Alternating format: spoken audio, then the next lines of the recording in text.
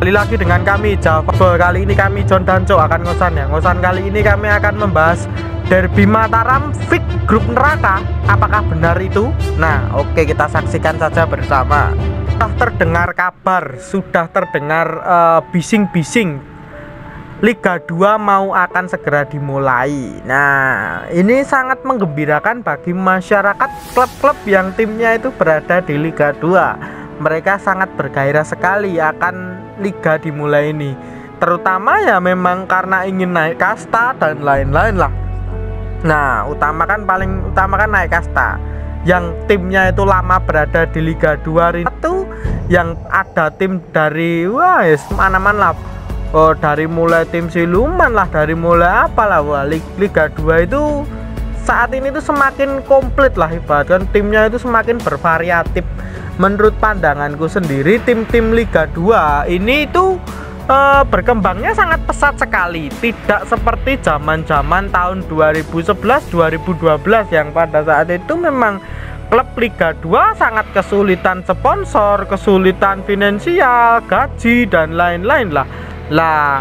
Di era tahun inilah klub Liga 2 itu bisa mulai bangkit ataupun bisa mulai daya tariknya itu sangat tinggi bagi para investor-investor ya. Tidak hanya klub Liga 1, bahkan di Liga 1 pun ada yang kalah dengan klub Liga 2 itu loh maksudnya. Nah, menurut pendapatmu Cuk, perkembangan pesat seiring perkembangannya zaman ini gimana klub-klub Liga 2 ini?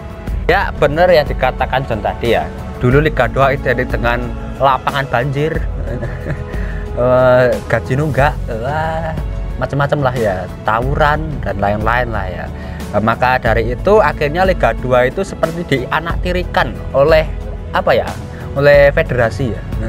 Karena memang akhirnya ya pembagian royalti dan lain-lain itu sepertinya federasi itu terlalu mengemaskan Liga 1, klub Liga 1. Nggak diurus lah, atau ngurus tapi setengah-setengah, ngurus Liga 2 tapi setengah-setengah. Dulu kan juga Pak Gede Widiade sempat protes soal itu ya. Kenapa Liga 2 itu tidak dibuat PT sendiri atau pengelola sendiri, nggak gabung sama PT LIB. Jadi nanti bisa bagi tugas lah. Intinya Pak Gede itu niatnya baik ya. Ingin Liga 2 itu bisa dikelola secara mandiri, secara profesional dan berorientasi bisnis. Akhirnya klub-klub Liga 2 bisa hidup. Ya, akhirnya kan memang klub Liga 2 sudah mungkin sudah berkembang sangat pesat. Akhirnya klub Liga 2 sudah PT ataupun sudah terbuka lah ibaratnya itu klub Liga 2. Enggak seperti zaman dulu era APBD itu kan klub Liga 2 itu kan sangat sengsara sekali ya menurut pandanganku. Nah, kembali ke pembahasan inti.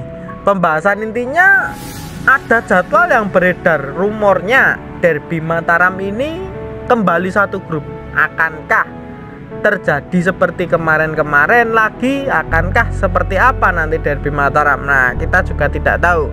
Kalau terjadi seperti kemarin, saya rasa mungkin tidak, karena memang sepak bola Indonesia saat ini tidak ada supporter yang boleh hadir di dalam stadion. Nah, mungkin Derby Mataram yang tersaji kali ini, jika mungkin tersaji, itu mungkin sangat bagus sekali, bisa dinikmati pertandingannya, apalagi jika disiarkan oleh televisi sendiri. Menurut pandanganmu Cuk, Derby Mataram ini gimana kalau sampai bertemu lagi nih?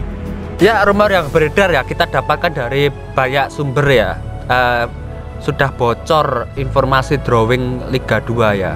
Ternyata Persis Solo dan PSIM itu satu grup, tepatnya di grup C ya. Nah, itu ya, tapi nanti kan tergantung nanti kondisi ya, bisa jadi itu bisa dirubah atau gimana, nanti tergantung PSSI sendiri ya. Tapi yang sementara ini Persis dan PSIM satu grup, terjadi Derby Mataram lagi. Nah, ada hal yang berbeda di Derby Mataram kali ini ya John. Yang dulu ya mungkin dipenuhi, pertama ada supporternya, dari tingkat tensinya tinggi. Terus yang kedua, PSIM ini kebalikannya persis ya. Dulu PSIM sangat identik dengan pemain bintang. Tahun 2019 ya, ada Witan, ada dan lain-lain lah ya. Terus sekarang malah PSIM dengan sekuat pemain muda dan Persis Solo malah dengan sekuat pemain bintang. Wah, ada Beto, ada Marinus, ada Ferdinand Sinaga dan lain-lain. Ya, mungkin terbalik ya di era tahun 2019 dengan tahun ini pemainnya itu terbalikan. Persis Solo dulu dengan skuad muda atau apa adanya bisa memanfaatkan lalu menang di home dan away. Pada akhirnya PSIM sendiri kalah, mengakui lah kekalahan pada saat itu ya. Nah, dengan pemain bintangnya lah, mungkin ini kebalikannya. Persis menggunakan pemain bintang, PSIM sendiri menggunakan pemain yang menurut pandangan kami itu ya udahlah ala kadarnya juga, mereka memanfaatkan kan pemain-pemain mudanya. Nah, jika sampai terjadi ini bocoran grupnya ya, grupnya itu berada di grup C. Nah, grupnya ada dari PSG Pati, Persijap Jepara, PSCS Cilacap, PSIM Jogja, PSHW, Hubul Waton itu, terus Persis Solo. Ini termasuk grup neraka loh sebenarnya. Jika dilihat-lihat itu ada PSG Pati, kasih keras. Siapa sih yang nggak tahu PSG Pati? Pemainnya juga menurut pandanganku, walaupun pemain-pemain yang guangan-guangan, tetapi pemain-pemain dari PSG Pati sendiri banyak yang punya nama besar di Indonesia itu loh. Maksudnya seperti kemarin itu Zulham, Zamrun, Nur Hidayat, walaupun pemainnya itu sering kontroversi, tapi ya mereka punya pemain-pemain yang melalang lintang. Apalagi kalau pengalaman soal timnas, mereka juga udah mumpuni. Apalagi dari laga uji cobanya PSG Pati itu, laga uji cobanya PSG Pati itu menang terus loh, bahkan lawan Persija menang loh. Wow, itu bukannya menjadi momok nantinya di grup. Wow, ini menurut pendapatmu gimana, Cuk?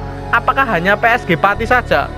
Nah, setelah PSG Pati atau AHPS Pati lah bisa disebut, ada Persijap Jepara dan PSCS Cilacap. Iki ya ngeri iki. Jadi ya dua kekuatan Jateng ya. Mungkin kalau Persijap Jepara kan memang baru promosi, tapi walaupun promosi ini tuh klub yang bersejarah loh ya. Ini klub yang dulu malang melintang di Liga Indonesia, termasuk kasta utama sudah lama di Liga 1 lah ya, di Liga 1 ya. Ini kan pengalamannya juga tinggi ya loh, secara tim ya. Luar biasa ini ada. Ini juga termasuk kalau menurutku kuda hitam di grup ini.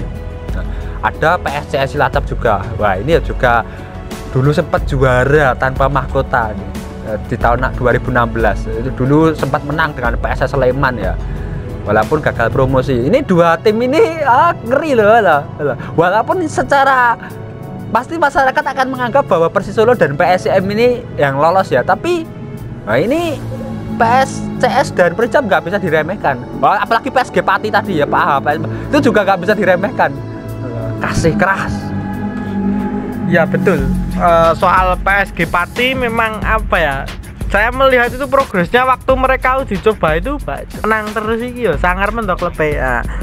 Walaupun mereka itu slogannya kasih keras, walaupun pemainnya kemarin kontroversi, tapi mereka tak luput dari itu pemainnya sangat mungkin ya bisa kompak lah. Nah, seperti itu. Walaupun kalau banyak yang membenci para pemainnya ya monggo silahkan, itu hak pribadi masing-masing lah. Nah, Persis Solo sendiri dan PSIM sendiri ini juga nanti tak bisa mulus langsung landai gitu, tidak.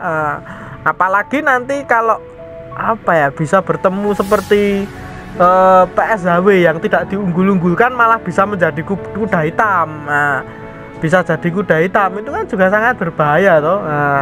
Terus Persijap Jepara, kalau Persijap Jepara itu kita juga tidak tahu loh, kalau mereka itu bisa niru Persik Kediri, lolos Liga 3, Liga 2, Liga 1. Kalau progresnya bisa seperti itu kan kita juga tidak tahu.